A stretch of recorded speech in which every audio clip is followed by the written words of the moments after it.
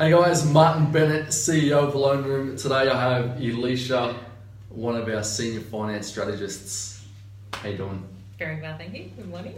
Good morning. So, what we want to talk to you today is how much money do people need to buy a home? Yes, that's a very good question. So for a first home buyer, they need a minimum of 5% deposit. Okay.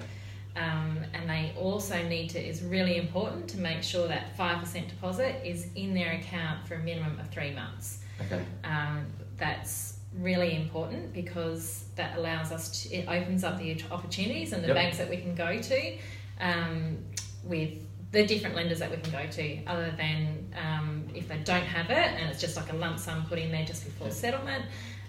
It's really important that they have it in there for 3 months. So are all banks open to only having a 5% deposit?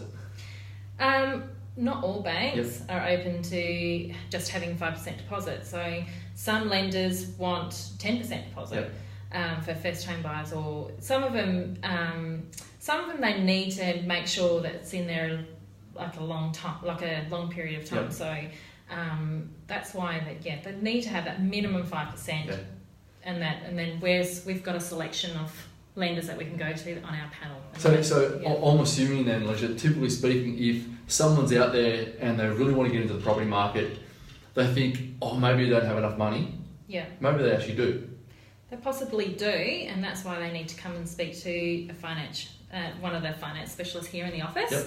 And we can sit down with them and go through exactly how much it costs to buy a house.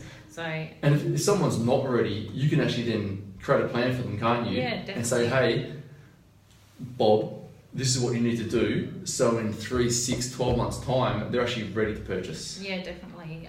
We've got a really good budget tool as well that we can give them to sort of say, this is what you need to stick to, and this is how much you need to save. This is a budgeting tool. You need to sort of start saving this much to get to your goal of purchasing a house. No, excellent. Yeah. And so would I be right in assuming sometimes the client may think, hey, a bank's prepared to lend to me $500,000.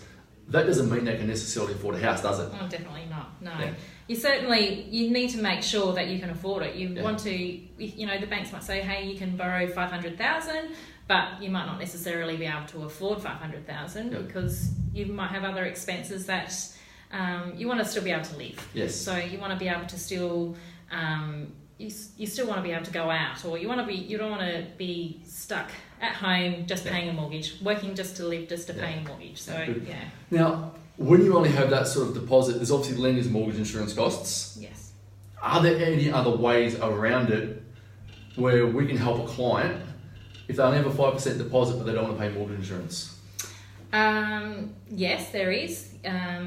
You have family guarantees. So if your parents are nice enough to let you use their property as security, you can actually use their property as security, and we use like 20% of the value of their property towards your 20% value of the property that you're purchasing towards your purchase, so you don't need to get charged lender's mortgage insurance. So that's a fantastic way for parents to either help their kids into the market. Yeah, definitely.